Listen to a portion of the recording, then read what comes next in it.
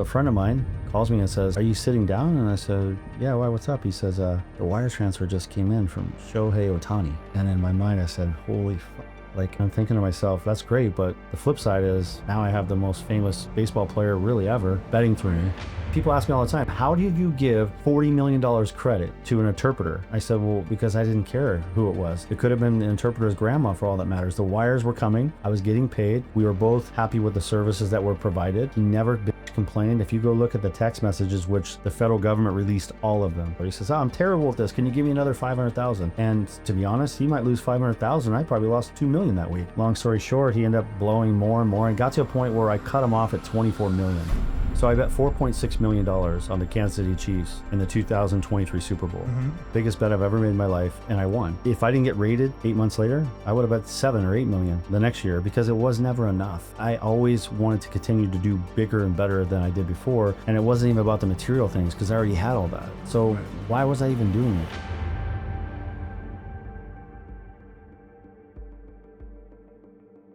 Hey everyone, welcome to another Sit Down with Michael Franzese. Hope everybody is doing well. All is very good, very blessed on this end. As always, my friends, I give all the praise, honor, glory, and thanksgiving to our God for that. As you can see, I'm not in my studio. I'm actually in my hotel room in West Palm Beach, Florida. I was just at a 3-day wine conference. I was a keynote speaker there, but we were sitting with Franzese Wine, was sitting with dozens of buyers. And people, I got to tell you this, these fruit wines, you know, our blackberry fruit wine and our pomegranate fruit wine, they are killing it. Everybody wants it. You can't get it anywhere but Franzese Wines. For the holidays, we can't keep enough of them. They're flying off the shelves. But for the holidays, people are enjoying it. So different than any other wine variety you can have. People are actually taking it home because it's in the, it looks like a blackberry, and of course it looks like a pomegranate. They're taking it home. They're making vases out of it. They're putting candles in it, and they're loving the wine. It's the only place you can get it is through us. We're in many of the chains right now. Also on franzesewine.com, direct to consumer. I'm telling you, scoop it up because this is going to be a holiday hit. Okay, what are we doing today? You know, Shohei Ohtani, best player in baseball, hands down. I know some of you are going to argue, you love your other teams. Shohei Ohtani, he's unbelievable. He really is. He had a controversy recently about gambling. His interpreter was stealing some money from him and paying off a bookmaker, gambling heavily. And there's still a little bit of a cloud. Was Shohei Ohtani involved? The bank accounts were in his name. Is the interpreter covering up? Well, today, you're going to hear from Matt Bowyer, who was the actual bookmaker. He was the one taking the bets from the interpreter. And he's going to tell us straight out whether Ohtani was involved in this at all. He knows. He's the guy. I had a great talk with him, and you're going to hear from it. He's getting sentenced. You know, he pled guilty to gambling. He's getting sentenced on the 29th. So this is a very timely interview that I've had with him. So I'm not going to delay anymore. I'm going to bring him right on. He's a good guy. I have to tell you that. I have nothing against gamblers. I was in the gambling business for many, many years. But here we go. Matt Bowyer, my very special guest. Matt, pleasure to have you on. Thank you for being here. And I got to start off by saying this. I get almost offended when I have to sit with anybody that's been charged with gambling and is going to go away for it. I have so many friends that are doing time for gambling for ridiculous reasons, and now the government are the biggest ones in the business. Right. And it bothers me. I have friends doing 10, 15, 20 years for gambling, not hurting anybody, nothing like that, just for gambling. Right. And I know you're pretty well in that situation. So I start off being your friend. We never met before, sure, but I don't like what you're going through right off the bat. I appreciate it. Thanks for having me. No, thanks for being here. So obviously we're going to get into a few things. We know that Ohtani was big news and the interpreter and all that stuff. I'd like to get into that. But tell me, go back a little bit with your experience in the business, how you got started. Sure. Well, I started, I grew up here in Cypress, California, in Orange County. And I started as a middle-class family where my dad was a bail bondsman, ironically. Mm-hmm. And my dad was an entrepreneur, but he had a really bad drinking problem. And that drinking problem escalated from 20 to 40 beers a day. And my mom, after about 3 or 4 rehabs, when I was 12, had enough. So when she decided to cut the cord there, my whole life went from me and 3 brothers living a very good life to all of a sudden struggling to buying a baseball glove for the baseball team. And so I learned real quickly it's time to hustle and figure out how to kind of survive on my own. And so that's when my gambling at a young age became part of my life. And so I started taking bets, making bets, and running a poker ring out of my house. By about 15, 16, I was running a pretty big little gambling ring in my home. 15. Yeah. Yeah. But that led me to learn to hustle and learn how to, find other mechanisms to make money and not ask my mom for money, which is really all I was focusing on. Let me ask you, the people that were gambling with you, were they your age or older? Mostly my age, a little bit older too, because high school kids, they would come in seniors and I was a freshman, sophomore. But yeah, mostly my age kids, guys that I felt that I could beat in poker games and kind of, out hustle. Yeah, for sure. Interesting. So you started at that age. How did it develop from there? Basically, what happened was from the ages of, I'm going to say 16 to about 18 years old, I was floating. I was selling weed out of my house. I never did any drugs, but again, I was just finding ways to hustle.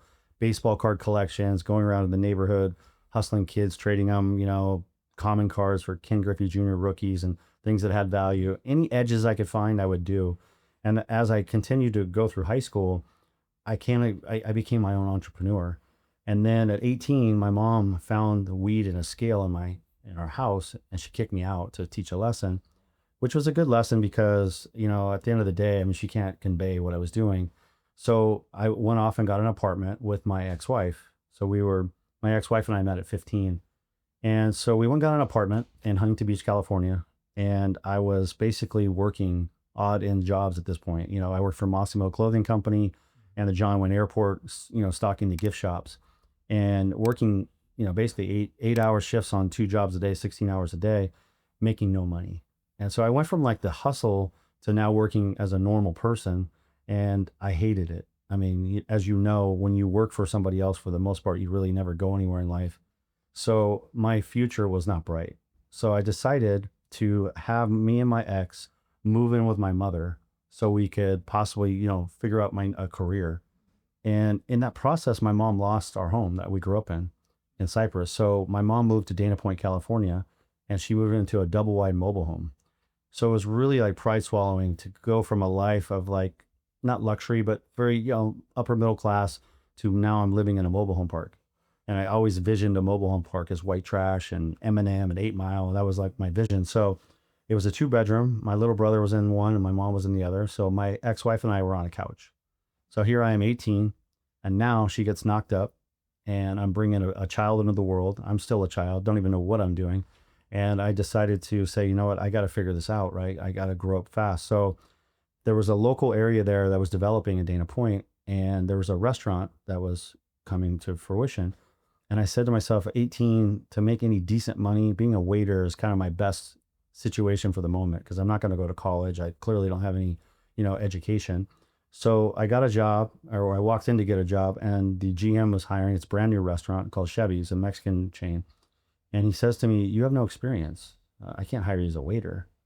And I looked at him and I'm like, it's experience you need. Yeah, right? it's a freaking waiter. I can serve food and take an order. But long story short, he says I could start you as a busboy. I said, all right. So just took the job. I needed one. So now I'm a busboy serving chips and salsa, which is demeaning really in my mind because I knew I was better than that. All right, quick interruption. If you really want to get some insight into me, and I mean insight, Zoom calls, Q&As, behind the scenes information, stories I've never told before, you want to become part of the elite, then join the family. We have over 1,000 members already. michaelfranzese.com/family. It's an offer that you shouldn't refuse. Now let's get back to the show. But start there. And all of a sudden, about 3 months go by, and the customers were coming and asking to sit in my section.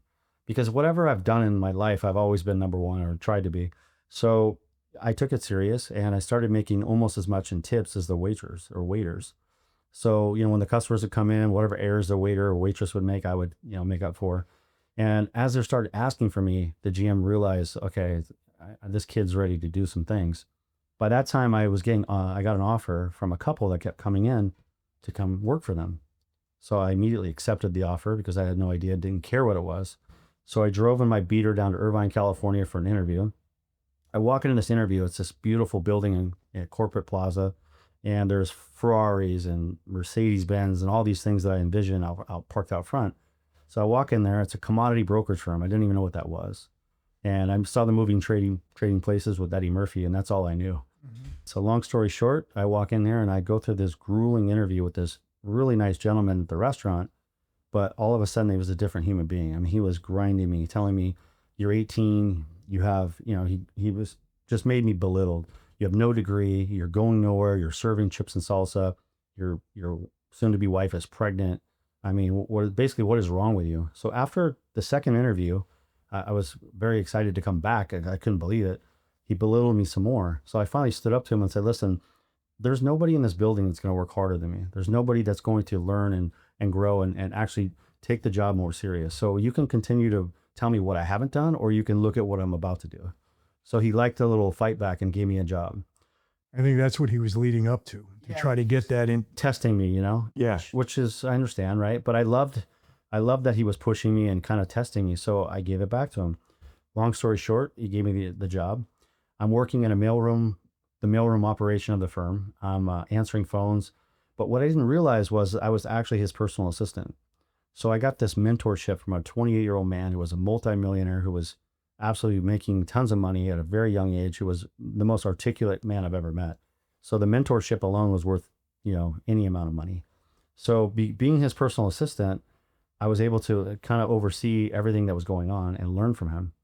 The calls would come into the brokerage firm, and my job was to take the call, transfer it to a broker, and let them close the deal. In that process, I would listen to the phone call, and I would hit mute and then transfer the call I'm supposed to hang up. I would stay on the call to learn the sales. 6 months go by. I'm studying for the Series 3 exam. No one knows I'm doing this. I'm taking the books and doing it on my own. Meanwhile, my soon-to-be wife is pregnant, having a baby. I'm working 65 hours a week for $1,200 a month before taxes. And I'm, basically barely getting by. So I got this hunger and this drive, and I go to my owner and I say, listen, here's a stack of flashcards. I want to take the Series 3 exam. And he looks at me and says, kid, you're not a broker. You have to be an assistant broker, learn the skill set, then we'll let you take the exam. So I said, how about this? If I don't pass the exam, you could fire me. He looks at the flashcards. He asked me a few questions. I answered them all. That's what, you're willing to risk your job? I said, yeah, absolutely. So I go in, I take the exam, I pass. Gives me the best opportunity. I work for the top broker. At 20 years old, I was the #1 assistant in the firm, and we broke every record working there. And then at 21, he allowed me to go open a new brokerage firm and run the brokerage firm. So at 21 years old, about 7 months later, I was making $700,000 a year. And I went and purchased the home that my parents lost in Cypress, California. So I moved in. You had that entrepreneurial spirit in you it was just innate. Yeah, I think watching my family suffer, or I should say my mom, and watching us lose everything, had that giving me that drive. And, entrepreneur thing I learned from my father, but actually applying it and having that grit, grind, and hustle was just watching our family go through that turmoil, which I viewed our family as the beavers, it seemed like we had everything and all of a sudden we didn't. And it was a drive. But there's something innate in you when you do that, because you could have went the other way too and said, you know what, I just can't handle this or whatever, or, look for sympathy or whatever, but you didn't do that, so that's admirable. Thank you. I appreciate it. I know your story has got some grind in it as well, of course. Yeah, well. So the feeling. And yes. What's great about this moment at 21 was when I was driving in a Mercedes to my home that my parents lost and sleeping in the same room was really weird as where my parents were. It was like these moments of it just felt really amazing to do, but also weird at the same time. So I didn't want to drive from Cypress to Irvine. And then we moved the company from Irvine to Aliso Viejo, California. So I ended up selling the house and moving to Aliso Viejo and buying a home there. And then I broke a record in Aliso Viejo for the most expensive home. So I was really proud because I was still very young, buying this big home, 4,000 square feet. And now I have more kids and, I'm doing the entrepreneur thing. But what happened was at 21, I started making real money. So the gambling never stopped. I just couldn't afford it before, or couldn't really be a bookmaker. So I would still take bets here and there, small, but at 21, I had real money. Question, do you gamble yourself? Degenerate, like no other. I've lost over $50 million gambling in my lifetime. So I can't You know how many guys I know in your category? I can only imagine. Yeah. I mean, as we get into my story, you're going to see that I was getting high on my own supply times 10. And that was my downfall to where my money went. But it also was my drive to building my business. So it was good and bad, right? So, but at 21, I decided to build a business because I have this opportunity where these guys were making $1 million a year and they're 21 to 50, and their excess money was hookers, gambling, drugs, boiler room, Wall Street, all that environment. And I didn't do any of that except for gamble. So I saw an opportunity and I seized it. So I built this pretty good little business just within that company, and it started expanding and expanding, expanding. And then here comes the internet. And when the internet came, I went to Costa Rica and I was one of the first bookmakers, as you know, to start a per head shop, and breakthebookie.net was my website, one of the first websites. And now I have a scalable business. Mm-hmm. So I ended up building that to having 48 agents across the country, 1,200 customers, and really taking the bigger bets in the country. I was taking $1 million wagers on Super Bowls, and I started dealing with celebrities and athletes, and which, obviously parlayed to me why I'm sitting here today. Let me ask you, how'd you build your credibility coming out of Costa Rica there? Because I know a few guys that had that and they had a rough time getting going. The credibility for me was doing something different than any other bookmaker. You know this, most bookmakers, especially back in the day, would pay you usually on a Thursday or Friday. I paid everybody on Monday. I never waited for Peter and Paul to pay me to pay John. I went and paid John before Peter and Paul even paid. Big. It was really big because they realized, winning is hard and getting paid is even more difficult. So if you pay a guy on a Monday, you have his business for life. And so I realized that. So the other thing I did to build my business was I made getting paid and paying me the easiest function in the world. The bigger my business got, the more I was able to launder and move money around the country. And what I mean by that is I accepted Venmo, Cash App, Apple Pay, crypto, wire transfers, cash, watches, cars. I've taken everything.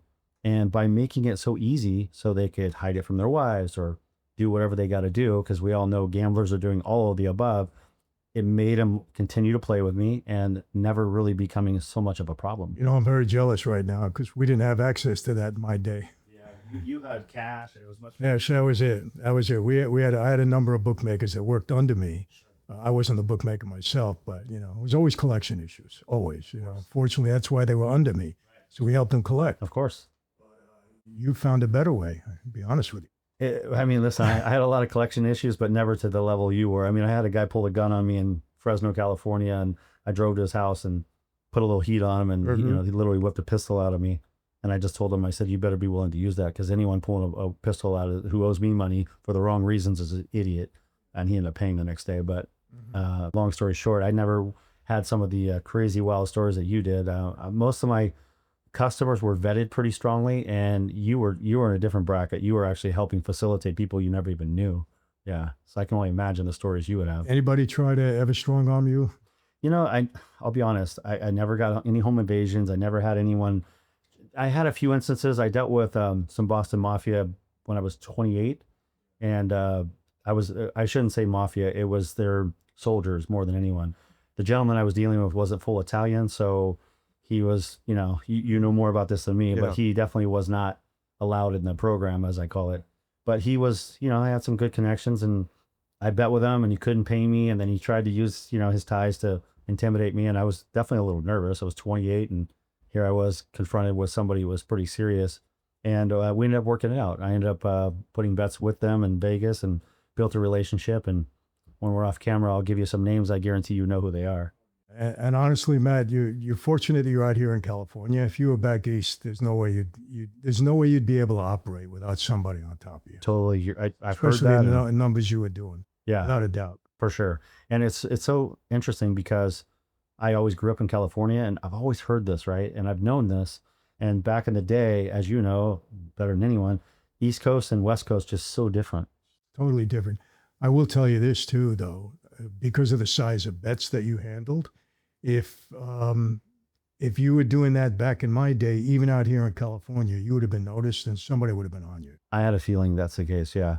And you may have wanted it because, there's always the fallacy out there that we strong arm, we took advantage of everybody. Bookmakers wanted to work with. Yeah. Because we helped them collect, protection and collection. It was all about that. Sure. So it was a good relationship. We don't want to hurt the bookmaker. They're the ones bringing in the money. Of course. So it might have worked out, but you did okay. I was fortunate to where most of my collection issues, which more resulted in the last 2 years because of what happened to me, I had to walk away from some really big ones. One of them being Ipe Mizuhara, of course, the interpreter. But, we all know why he can't pay me.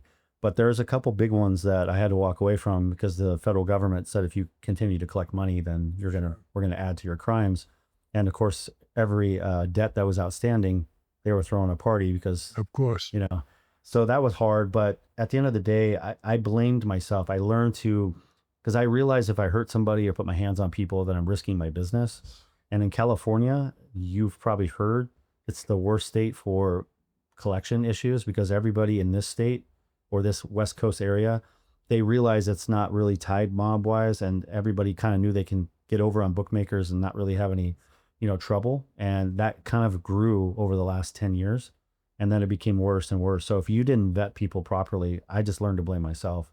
I didn't do my homework. I didn't do, if you're giving a credit line to a plumber for a $50,000 credit line, I mean, it's really on me. That's a really bad decision, right? So I try to really work on vetting through my agents and people so that I avoided those type of troubles. The amazing thing, back in the 80s in Terminal Island, the so-called boss out here was a guy named Pete Milano. And he originally came out of Cleveland. He was out here. And his crew were in jail for shaking down bookmakers. Really? I never heard of that before. So I said, Pete, shaking down bookmakers? I said, they're doing illegal things. How did you go to jail for shaking down bookmakers? Oh, Michael, it's a long story. And then nobody wants to talk about how it happened. It was crazy. That's interesting. Yeah. So they treated the bookmakers okay out here back then. Yeah. If you go back and look at the history of arrest, it's been more recent than before.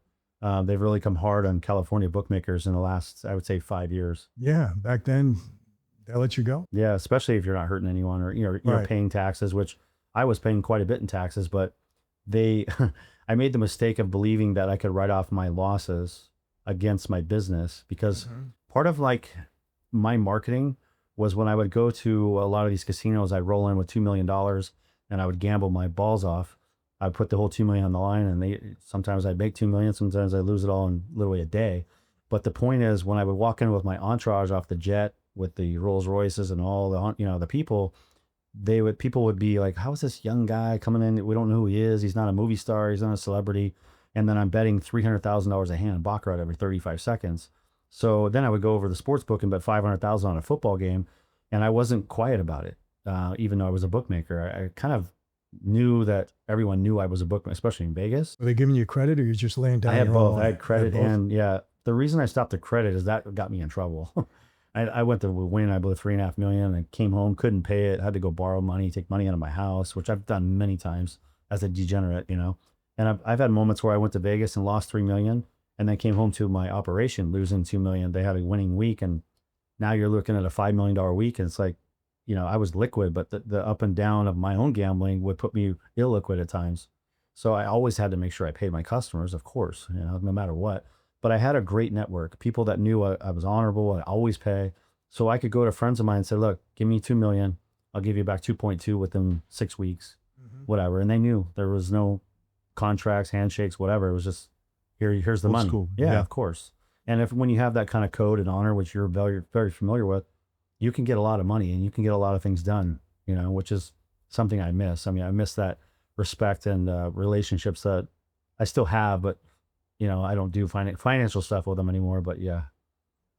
So how did it start to put you in trouble, so to speak? Was it through Vegas? I think so. I still don't know.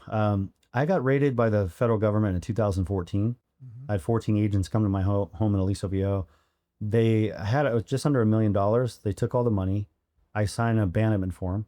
And in that form states that if I don't hire an attorney, give up the money, there'll be no charges. Really? Cool. Yeah. And I have it in my phone and I'll show it to you. And that form, I was 39 years old. So it was 11 years ago. It told me, if this is the worst case scenario for what I'm doing, and not to make excuses, but I decided to grow my business even bigger. And here That's incentive to grow it bigger. Heck yeah. It's tax, right? I looked at it like, okay, they're going to come grab Yeah, $1 million. I'll take it. absolutely. So what did I do? I built my business bigger.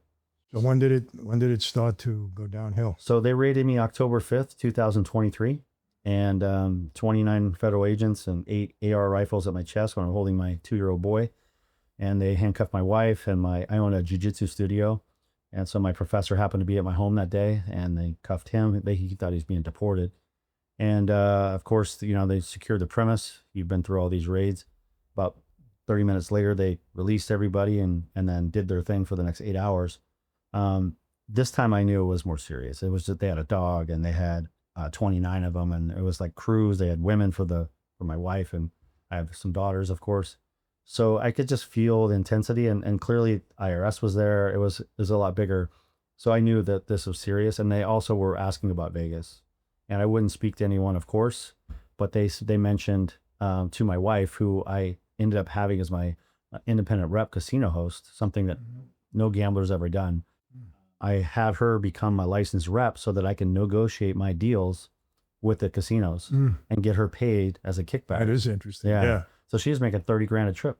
We'd go to Las Vegas. I'd gamble. I'd win $1 million, lose $1 million. She'd make $30,000 regardless. Yeah. And I could negotiate the deal, right? Did she share that with you? Probably not. No, I let her have that. But to her credit, during all of this, even to this day, she's never been about the money.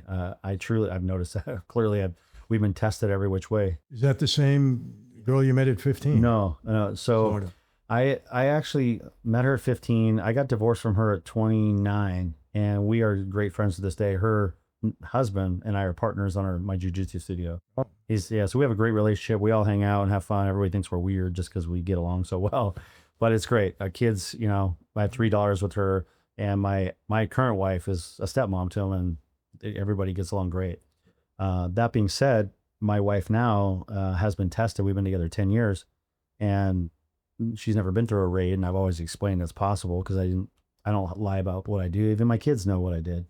And at the end of the day, when this has all occurred, I had to have a little sit down with her right when the feds left. About maybe 3-4 days later, I was kind of realizing the seriousness of this, and I said, "Look, if you want to leave, I totally get it.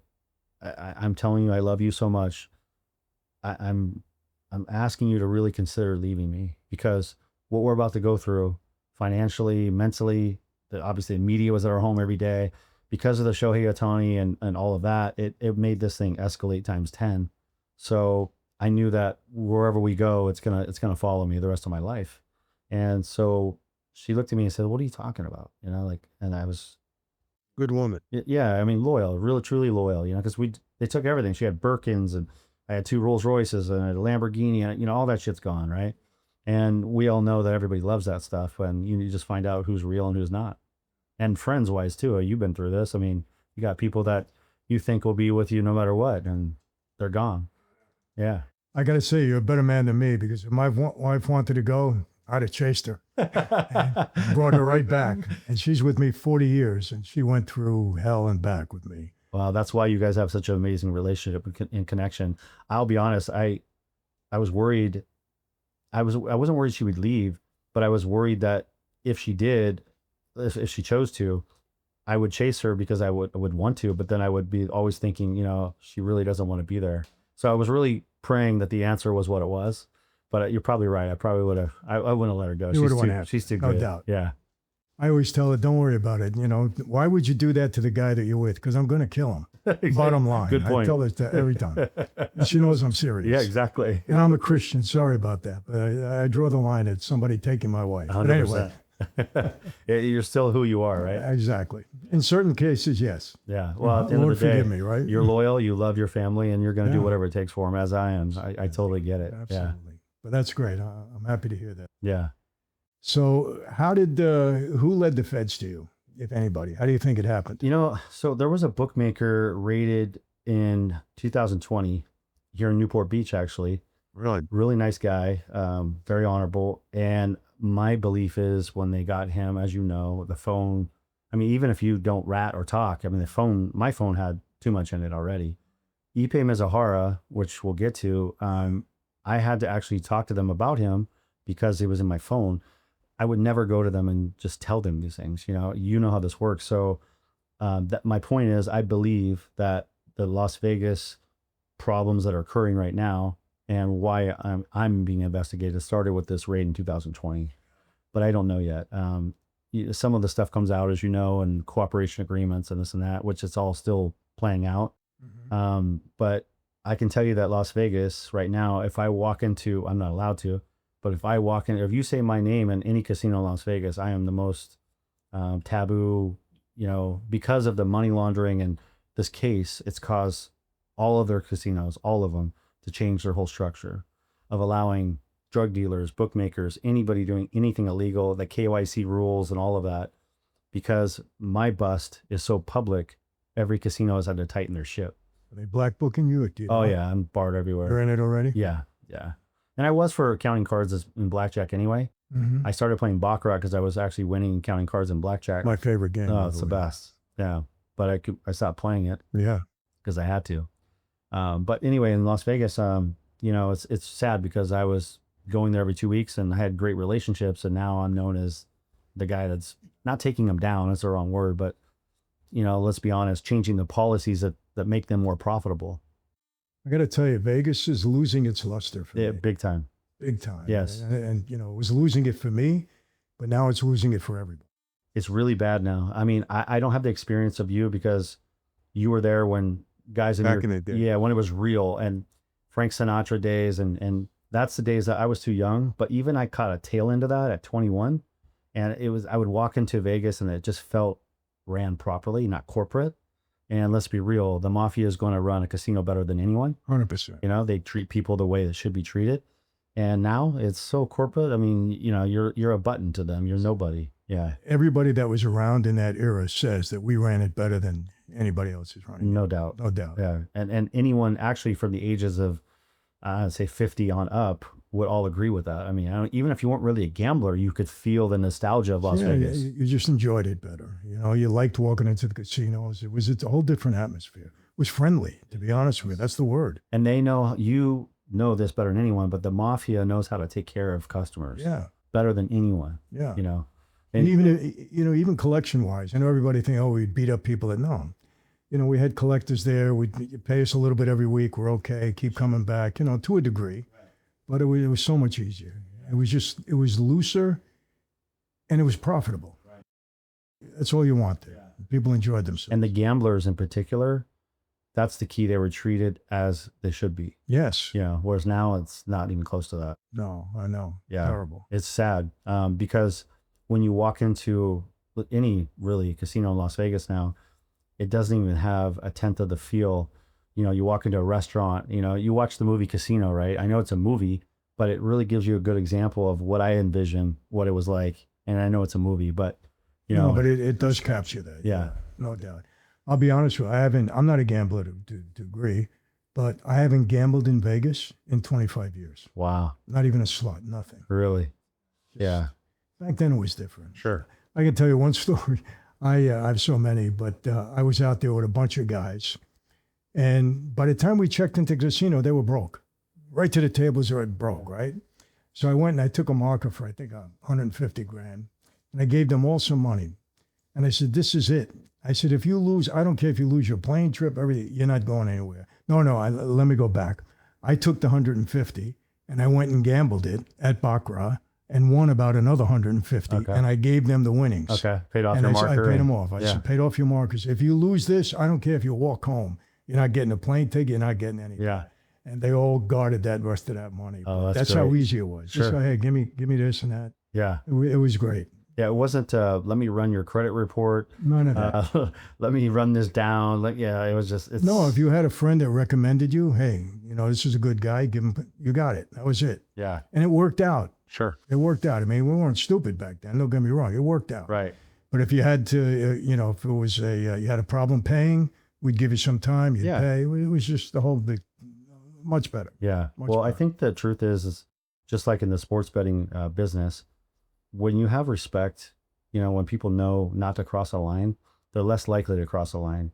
But now it's all corporate. So, obviously, if you lose money and you owe a marker, well, you know what's going to happen. Well, they're going to come after me through a credit report and bankruptcy. Or now actually what they have in Nevada is if you owe a marker and you can't pay it, Like a bounce check. yep, and They come after you it becomes criminally, yeah. criminally, which is really the best way to get someone, sadly, because they're going to end up in jail. I would rather get my ass beat than go to jail, but I don't want to die. I don't want to get killed. But at the end of the day, like, that's a pretty good collection agency.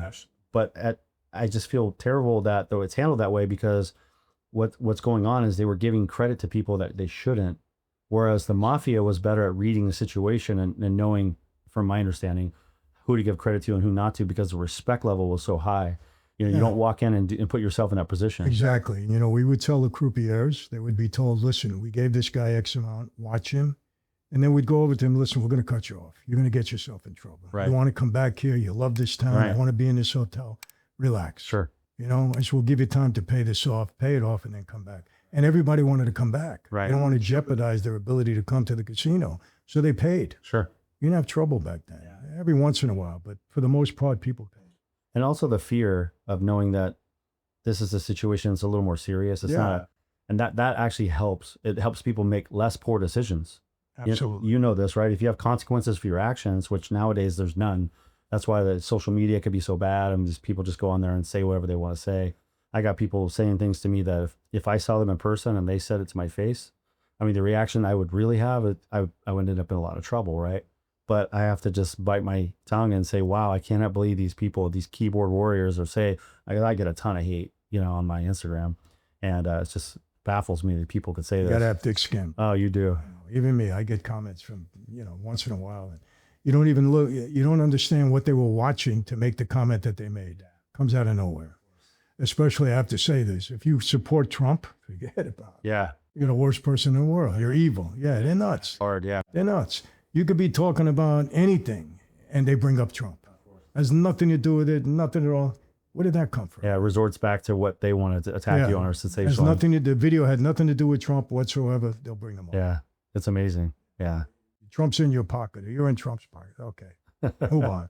They're great at creating stuff, though. You got to give them credit. These keyboard warriors, I don't know like what's in their mind, or they're obviously miserable in their own lives. That's why they're doing this. Exactly. Yeah. So let's get to obviously the big conversation with Ohtani. Yeah. And I think I started telling you earlier, I had a camera crew and a media outlet come from Japan to talk to me about Ohtani. And I said, well, let me get this straight for you first. I'm not a Dodger fan. Right. I don't like the Dodgers, only because as a kid growing up, they were from Brooklyn. When they left Brooklyn, all I heard was those effing Dodgers. Of course. So I became a Yankee fan. I've been a diehard Yankee fan, especially after what happened. I hate them more. But they started asking me about Ohtani. And I said, look, I don't know anything about this. I don't know what he did, what he didn't do. I have no idea.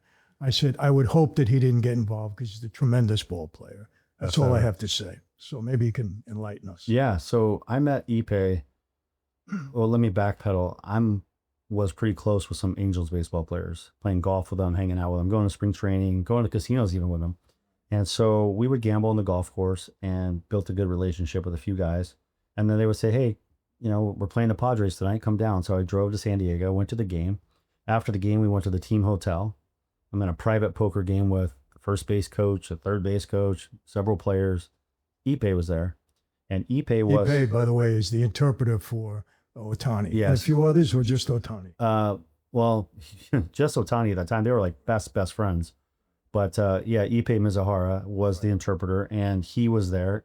Shohei Ohtani was not at the poker game. And so a friend of mine was there, and I was in the poker game, and he's sitting next to me, and Ipe's on his phone, and he was putting in some sports bets. And a friend of mine says, Matt does that. And it looks like you're started to ask a few questions. And obviously he was on like a post-up account where you had to put on the credit card and all that hassle. And as you know, betting with a bookmaker, there's no more convenient way to bet sports. So he says, he can help you out. So we started a relationship. It was $1,000 a game and an $8,000 credit line. And within 3 weeks, he owed $300,000. I mean, was he betting on baseball? He never made one wager in almost 20 months on a baseball bet ever. So to his credit, he knew not to do that. Thank God, because that could have made all of this even more sticky. And as you said, I have a admiration for Shohei Ohtani beyond belief. I mean, I think He's unlike any human being ever. So I never really wanted all of this to happen. I mean, clearly, he has sadly a little taboo to his name the rest of his life, even though he did nothing. Yes. So, and that's sad. I feel a part of that, but he's clearly getting past it by just putting up the most amazing numbers ever. That being said, Ipe owed $300,000. He kept asking for more credit. I felt pretty comfortable knowing he's the, interpreter, even though interpreters don't make that kind of money. So he wires a $300,000, and I didn't even know who the wire came from. Didn't even look, because I was moving these wires throughout other people for obvious reasons. I was debanked, and I, clearly don't have a Chase or a Bank of America account anymore. All that's been done a long time ago. So the wire comes in and he asks for more credit. I open him up to $500,000. He blows that within a week. So he wires $500,000. So a friend of mine calls me and says, are you sitting down? And I said, yeah, why, what's up? He says, the wire transfer just came in from Shohei Ohtani. And in my mind, I said, holy fuck. Like, I am in a position where, of course, the greed side of me is like, there's unlimited funds and this guy can't win. He's a terrible gambler. Just lost $800,000 in, I don't know, 5 weeks or whatever it was. And I'm thinking to myself, that's great. But the flip side is now I have the most famous baseball player really ever betting through me and sending wires. And at that point, you didn't know if it was Shohei. I had no idea. Through him or whatever. Yeah. And to be honest, after $800,000 just got wired from that name, I probably thought in my mind, sure, it's probably Shohei. But frankly, there was no baseball bets. And, I didn't care. I'm greedy and I'm running a business and I'm providing a service. And I didn't think anything of it, right? Just want people to know, $800,000 that he lost. What were your expenses on that $800,000? Minimal, to $20 maybe. That's why we become bookmakers. Exactly. I mean, the per head site was maybe $20, right? Yeah. And I did have an agent on the account that I gave a very good portion to, so there's an expense there. But right. At the end of the day, you're absolutely right. The expenses are absolutely nothing. I'll tell you why I said that. When what was it? What was the term that they used? When legalized betting came into New York, off-track betting. Okay. The feds came to me and a couple of guys, and they said, we're going to put you out of business. Off-track betting. I said, yeah, watch. They increased our business. Of course. Because what happens? They go there, they got to put down a credit card, they got to pay up front. They lose to OTB, and then they come and gamble with us to try to make that up. Well, eventually, just to show you how smart the state is, off-track betting went bankrupt. Wow. And they increased our business. Of course. Because more people would gamble that weren't ever gambling with a Correct, bookmaker. because now it's legal, and that's what's happening now. You're correct. So, let's just say you're a small gambler and you want to just put $1,000 in an account, you got to use your credit card. A lot of times it gets declined because it doesn't see it, they think it's a fraud. And then you fund the account, and then sometimes it doesn't load till the next day. And then if you win, the withdrawal process is a pain in the neck, and then you got to report it to the IRS. You beat me. My guy's at your door on Monday with cash. There's nothing to talk about, no explanation. In fact, my guy will drive, when I was doing this, would drive to your work, your office, wherever you want, to your grandma's house, put under a rug. It doesn't matter. You know this. It's the most convenient. We made it so easy for you. There's no reason to bet. And I got to tell you this, people, if I start gambling again, it'll be with a bookmaker. I don't go through this stuff. Anyway, go ahead. 100%. And so would all of you. Exactly. So moral of the story is, I have Shohei Ohtani's name, and I'm sitting here thinking to myself, man, I don't know if this is good and bad, right? So what do I do with this? And there's nothing I could do. I'm balls deep at this point. I got 2 wires for $800,000. Guy's gambling with me. I look at the account. He's already down another $200,000. So he keeps asking for more credit. And I never asked him who it was, didn't want to know. Because you refuse. Right. And people ask me all the time, how did you give $40 million credit to an interpreter? I said, well, because I didn't care who it was. It could have been the interpreter's grandma for all that matters. The wires were coming. I was getting paid. We were both happy with the services that were provided.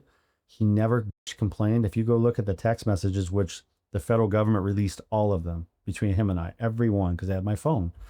And it says in there, he makes fun of himself, as I have as a gambler. He says, oh, I'm terrible at this. Can you give me another 500,000? And I laugh, with him. And I say, I get it. I'm a junkie too, because I was. And so we would joke about it. And to be honest, he might lose 500,000. I probably lost 2 million that week. So it was just like aiding and abetting my problems. And long story short, he ended up blowing more and more and got to a point where I cut him off at 24 million. People ask me all the time, why was that the number? Because it would have been 100 million if I allowed it. So I just said, Ipe, 24 is the number. Every time you send me a wire transfer, I'll credit the account and then you can play with that money. I would open it up. So he would send me 500,000 and I would let him play it and he'd lose it within 2 days. It was bananas. I started feeling bad for him. I mean, at the end of the day, you want people to win sometimes, you know this, right? If they just lose, they go away.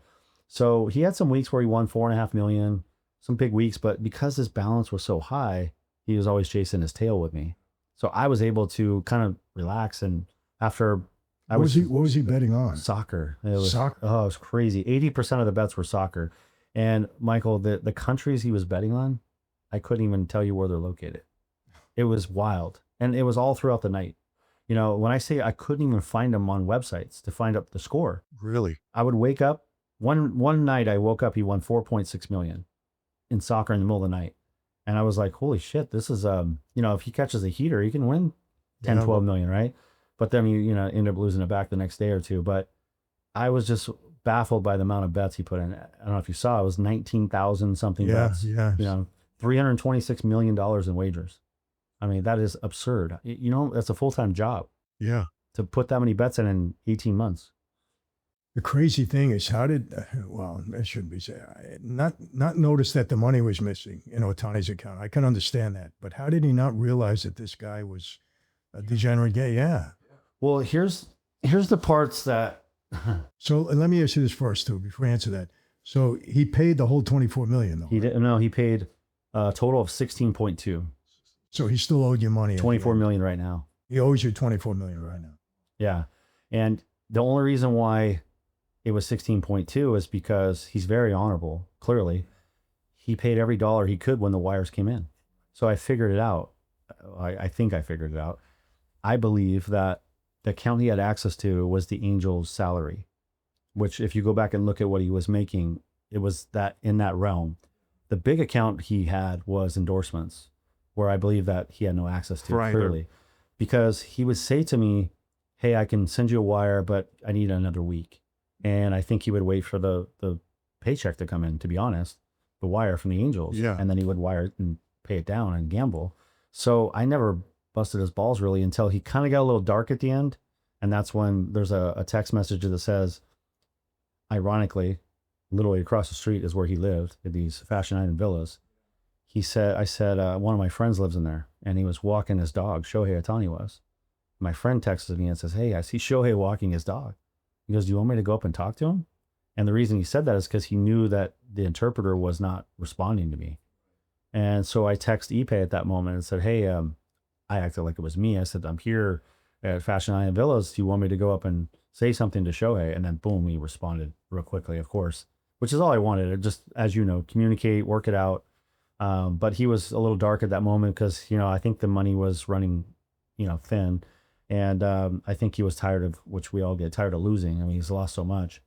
But the moral of the story is that this money was all Angels money. I'm almost positive. And then the other money was, endorsements. And if you go back and look at the time frames of the wires and when it was happening, it all made sense to me. But I didn't ask, didn't know. And, here we are, poor guys in Pennsylvania prison. And I feel terrible because... You got 4 years, right? He got, just over 4. And it's sad because had I known, I would have cut it sooner. I would have never, as greedy as I am, I'm human. You know this. Bookmakers don't want to bury people. We want to make money. Yeah. You're running a business. I had no idea that he was stealing the money, but I was happy to take it. So I don't want to act like I'm an angel.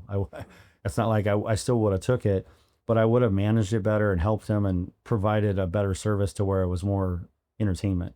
So I feel like I failed here clearly by not asking more questions and being more involved, because other customers, I would stop them from burying themselves and getting in a bad situation.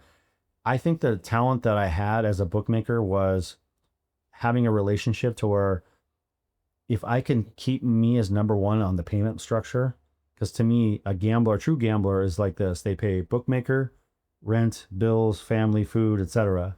And they'll continue to feed that addiction as long as they can do all that, right?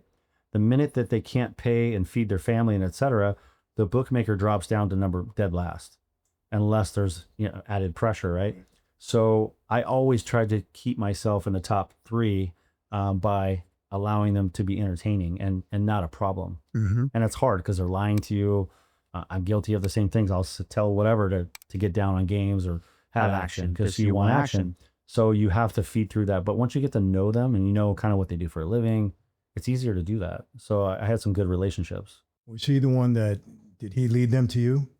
No. In fact, it was the opposite. Really? He's the one person that I did technically cooperate against. And I'll tell you why. I wouldn't, when they came and raided me and took my phones, etc., there was no word of Shohei Ohtani in my phone. Never spoke to him. So never said his name. So they had no idea. But ESPN came to my home in January. I was raided in October. The reporter, Tisha Thompson, literally came to my home in California and sat down and wanted to have a story. And I entertained hearing what she had to say because I was concerned. Because I did tell people, not the whole world, but I did tell people I had some, athletes, etc. And I was worried that she had some information, which I was right. So when she came, she said, "We're running a story. We know that Shohei Ohtani was betting through your website." And I said, "Oh, holy shit. Now I have a really big problem." So I immediately contacted my attorney. We went in and spoke to the federal government and told them first, because I didn't want them to be told by somebody else as opposed to me. And to be honest, I'd rather be, upfront with them as opposed to getting more trouble. And so I'm getting some sort of credit, let's call it, for that.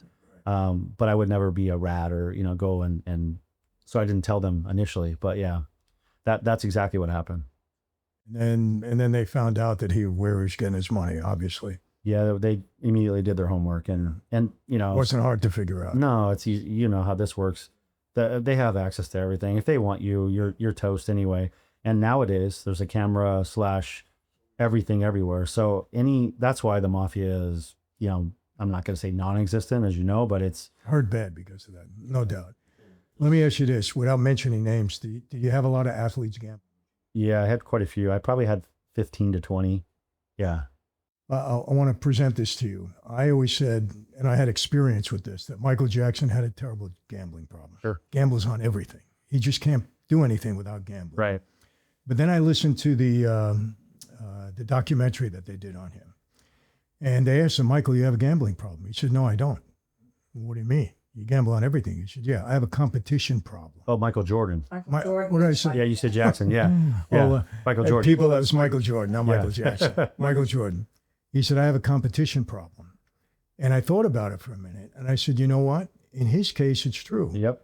Because he never gets in trouble. He can cover all his bets. It doesn't change his lifestyle. Mm-hmm. He's got unlimited funds. Correct. So for him, it's competition. Right. But for most other people, it's not.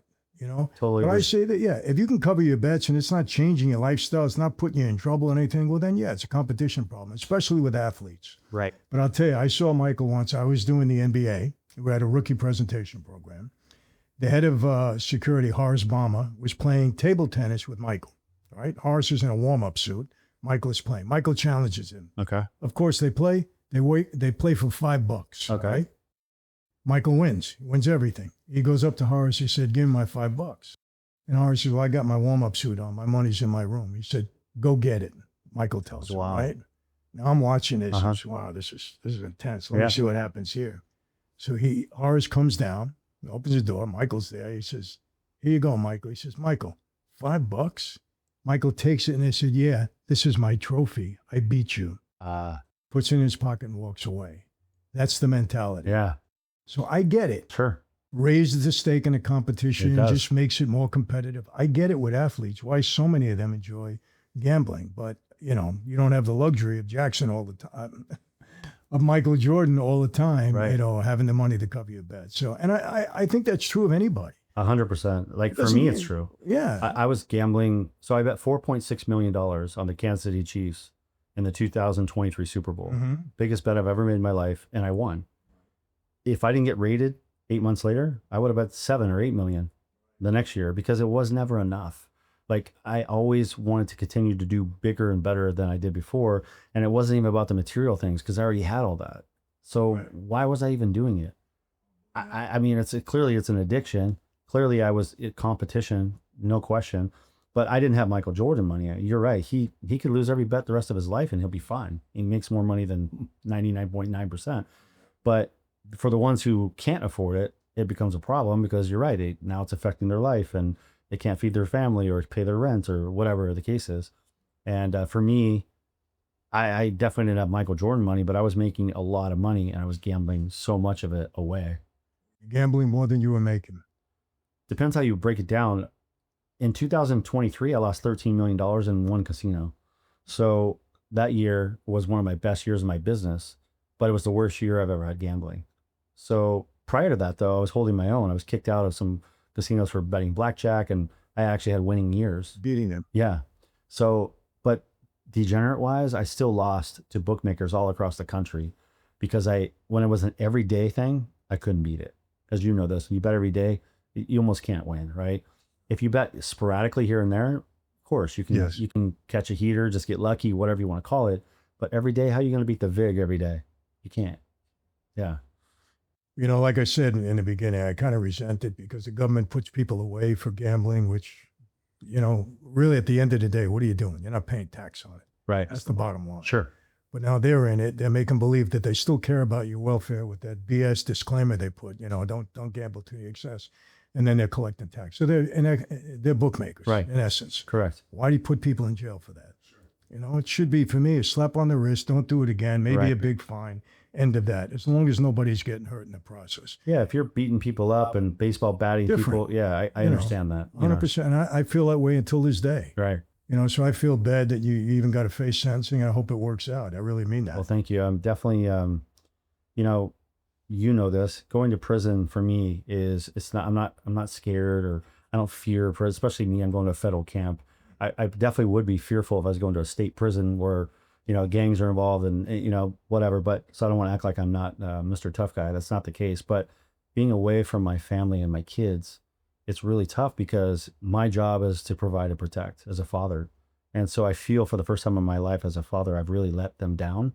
Thank God they understand and they've been very supportive, but it still kills me. I've been not sleeping well.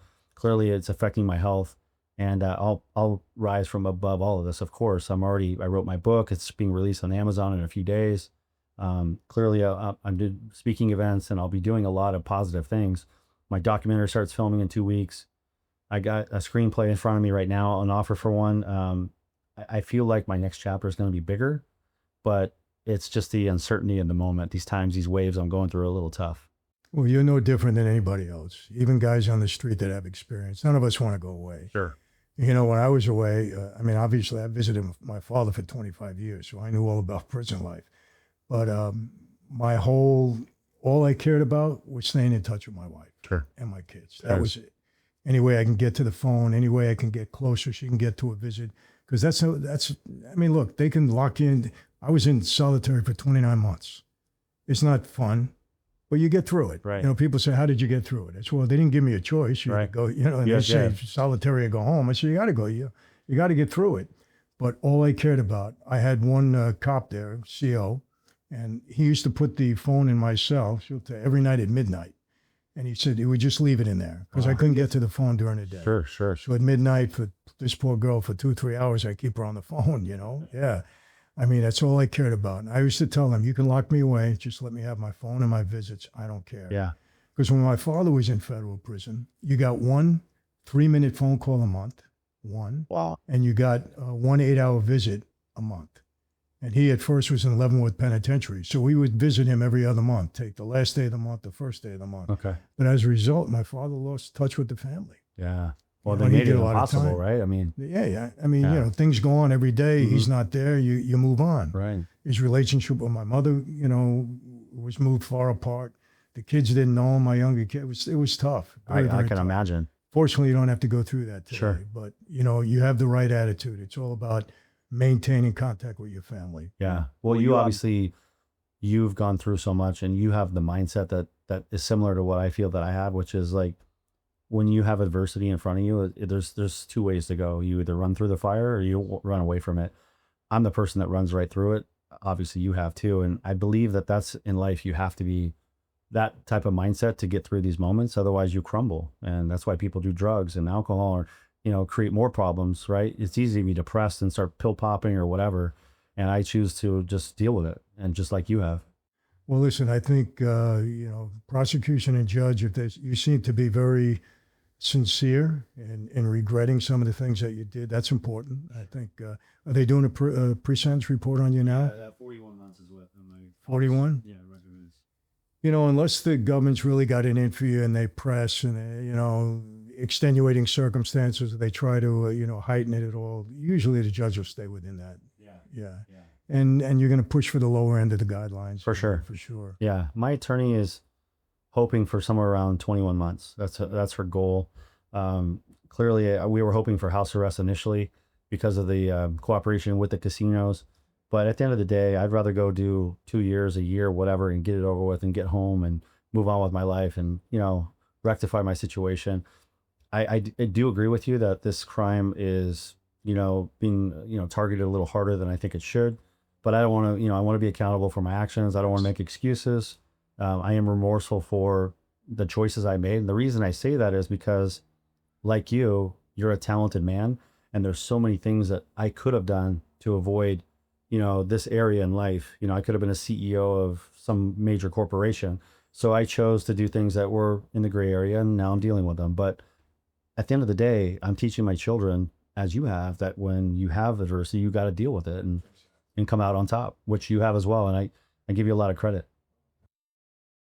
Like you said, you can go one way or the other. And, for me, what I realized early on is that life was in trouble.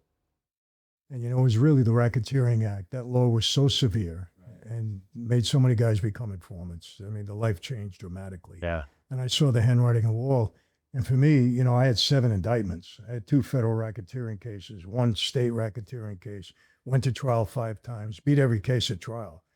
But I knew it was only a matter of time. Sure. How many times are you going to beat these people? Right. So that's when I decided to take a plea. Basically, my plea was a RICO Act, but it was tax fraud. Okay. And so I got 10 years, and they gave me a $15 million restitution. I had $5 million in forfeitures. I had a jet plane, a helicopter. I gave them everything. Sure. And that was so I can have a life with her. Otherwise, but I knew I had to get out. I knew I had to get out. There comes a time when you realize, okay, I did it all. I understand. I just can't continue. Sure. That's it. It's got to stop. I'll be honest. When I was in the gas business and we were bringing down $7-8 million, $9 million a week, somebody said to me, Michael, why don't you stop? Because I ran it for about 7 years. And I said, you get as much time for $1 billion as you do for $1 million. Right. So I may as well keep going. Exactly. What's the difference? Yeah. Right attitude? Probably not. Yeah. But, you start to think that way. But now, forget it. I mean, I don't care what you offer me. It's not. It's easy to justify when you're in the field of, when you're doing it, right? You always make excuses for why. People ask me, why didn't you walk away? Well, because I'm greedy and it was good, right? And you look at the good times, but you're absolutely right. Like now I won't go back down that road, but I will learn from it. And as you have, I'll rise, and I'm looking forward to the next. Yeah, you're a talented guy. I could tell just from sitting here with an hour, you can excel at anything. I appreciate it. You will. Yeah. And you'll have all these opportunities now. For sure. People put things in front of you. You take advantage. What you have to say and teach is extremely valuable.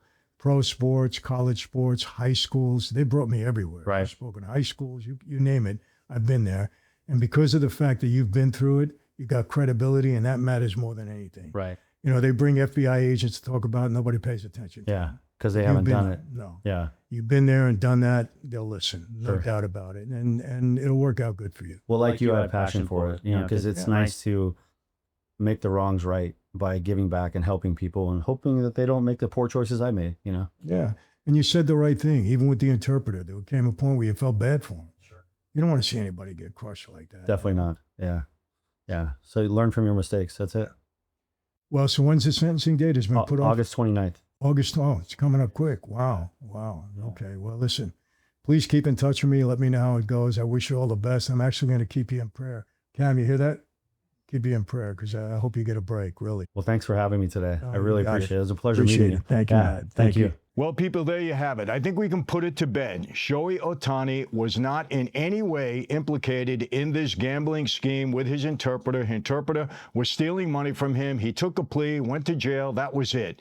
Shohei Ohtani great ball player, not a gambler. To this point, we have no evidence of that whatsoever, and Matt Bowyer has just put that to bed. Listen, he's a Dodger. I don't want to see any ball player get in trouble. Don't get me wrong. I'm only kidding. I'm a diehard Yankee fan. You know what happened to them in the World Series. Maybe we'll get some revenge, but not by the way they're playing so far.